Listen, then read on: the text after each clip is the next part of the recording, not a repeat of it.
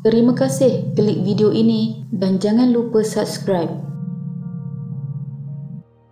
Pada 10 Julai 2023, Mahkamah Tinggi Muar telah melepas dan membebaskan Muhammad Fairuz bersama Sheikh Jamaluddin Mahmad, M. Seri, Vera Murugan, Abdul Rafiq Ganasan Abdullah dan M. Nagarajan daripada tuduhan membunuh remaja lelaki pada tahun 2012.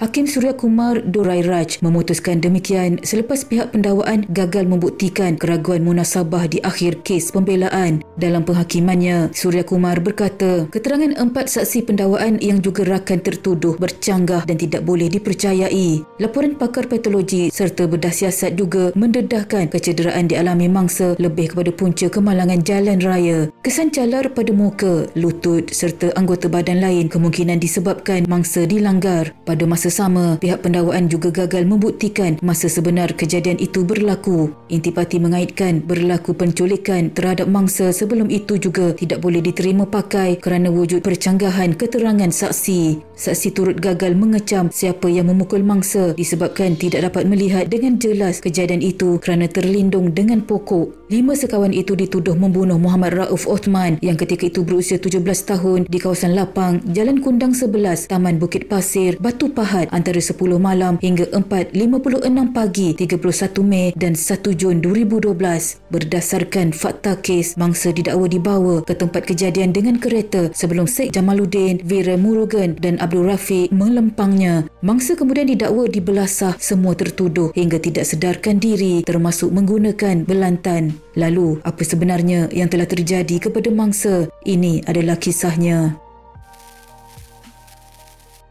Pada Jun 2012, mangsa telah disedari hilang oleh keluarganya. Bapa mangsa, Osman Jemahat, menceritakan apa yang telah terjadi pada waktu itu. Semasa kejadian berkenaan berlaku, dia berada di Indonesia dan ketika itu Rauf hanya tinggal berdua bersama abangnya Razim Khan Osman berusia 23 tahun. Jelasnya, ketika itu juga anaknya bekerja sambilan di sebuah tempat mencuci kereta di Bandar Batu Pahat. Dia turut difahamkan anaknya ada bertegang urat dengan majikan tempatnya bekerja. Menurut cerita rakan Rauf, mangsa bergaduh dengan majikannya dan individu berkenaan mula mengugutnya. Pada waktu itu, bapa mangsa tidak tahu punca pergaduhan itu sehinggakan anaknya itu diugut. Menurut bapa mangsa, sebaik pulang dari Indonesia pada 1 Jun 2012, dia dikabarkan Rauf telah diculik oleh 6 individu dan kejadian kehilangan Rauf disedari Razim Khan yang pulang dari bekerja pada jam 3 pagi setelah mendapati rumah tidak berkunci, berselerak dan Rauf tiada di rumah. Dia terus membuat laporan polis berkaitan kehilangan anaknya yang dipercayai diculik berdasarkan cerita daripada rakan dan abang mangsa. Tambahnya, dalam masa hampir 3 tahun, dia sudah membuat 12 laporan polis termasuk di Bukit Aman selain telah berjumpa sendiri dengan Menteri Dalam Negeri ketika itu, Datuk Seri Hishamuddin Tun Hussein. Osman berkata pelbagai usaha telah dilakukan untuk mendapatkan anaknya kembali tetapi tiada kabar berita. Mereka sekeluarga juga turut menggunakan khidmat pengamal perubatan alternatif tetapi semuanya hampa. Waktu itu, bapa mangsa merayu kepada mereka yang mengambil anaknya supaya pulangkanlah dia kembali. Pada tahun 2015, 3 tahun selepas kehilangan anaknya, bapa mangsa kembali merayu di media massa untuk anaknya dipulangkan ke pangkuannya dan menaruh harapan yang tinggi untuk berjumpa dengan anaknya itu. Anaknya yang dilaporkan hilang sejak 2012 masih belum pulang pada waktu itu. Pihak polis masih menyiasat kehilangan misterinya yang dipercayai telah diculik. Kisah kehilangan Muhammad Rauf ini telah disiarkan di Sinar Harian pada 9 Jun 2014 dan 27 Januari 2015 oleh bapanya Othman Jemahat yang berusia 50 tahun ketika kejadian dalam usaha untuk mencari anak keduanya itu.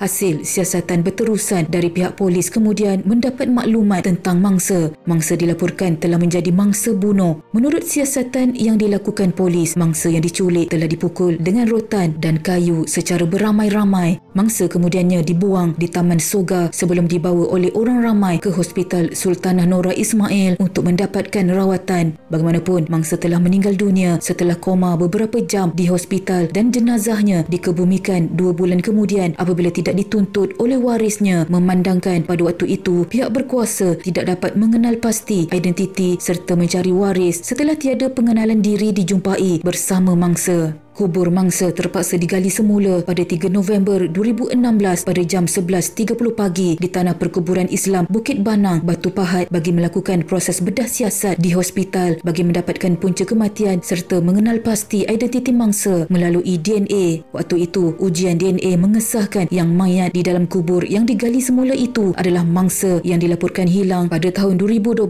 Susulan penemuan mangsa, pihak polis telah membuat tangkapan terhadap 14 orang suspek. 5 daripada suspek berkenaan didakwa mengikut Seksyen 302 Kanun Keseksaan kerana membunuh mangsa dengan niat di Taman Bukit Pasir pada 31 Mei 2012 pada jam 11.30 malam di sebuah tanah lapang. Kelima-lima suspek berkenaan ialah Sheikh Jamaluddin Mahmad berusia 43 tahun, M. Sri Vera Murugan berusia 35 tahun, Abdul Rafiq Ganasan Abdullah berusia 49 tahun, M.R. Nagarajan berusia 29 tahun dan Muhammad Firuz Tuah berusia 28 tahun. Dan jika bersalah, kelima-lima suspek ini boleh dijatuhi hukuman mati. Bagaimanapun, kelima-lima suspek berkenaan tidak mengaku bersalah setelah pendakwaan dibacakan. Mereka inilah kemudiannya dibebaskan pada tahun 2023 oleh mahkamah. Manakala 6 suspek didakwa telah melakukan penculikan terhadap mangsa di kediamannya di Kampung Baru Seri Gading pada tarikh yang sama pada jam 10 malam di mana mereka ini disiasat mengikut Seksyen 363 Kanun Keseksaan. Melalui pendakwaan yang dibacakan bersama Seksyen 34 Kanun yang sama, mereka ini boleh dipenjara sehingga 7 tahun dan juga boleh dikenakan denda di mana semasa pendakwaan dibacakan tiada pengakuan daripada kesemua suspek. Ke-6 suspek berkenaan ialah Muhammad Tariq Gopal Subramaniam berusia 34 tahun, Muhammad Solahuddin Salehin berusia 32 tahun, Muhammad Fairuz Tuah berusia 28 tahun, Muhammad Abid Ibrahim berusia 29 tahun, Muhammad Arsyad Ibrahim berusia 29 tahun dan M.R. Nagarajan berusia 29 tahun. 12 suspek didakwa mengikut Seksyen 147 Kanun Keseksaan kerana telah mencapai niat bersama untuk melakukan kesalahan merusuh terhadap mangsa dan jika sabit kesalahan, mereka ini boleh dikenakan penjara sehingga 2 tahun atau denda atau kedua-duanya sekali. Semasa pendakwaan dibacakan bersama Seksyen 34 Kanun yang sama, 7 suspek mengaku bersalah manakala 5 lagi suspek tidak mengaku bersalah dan minta dibicarakan. 7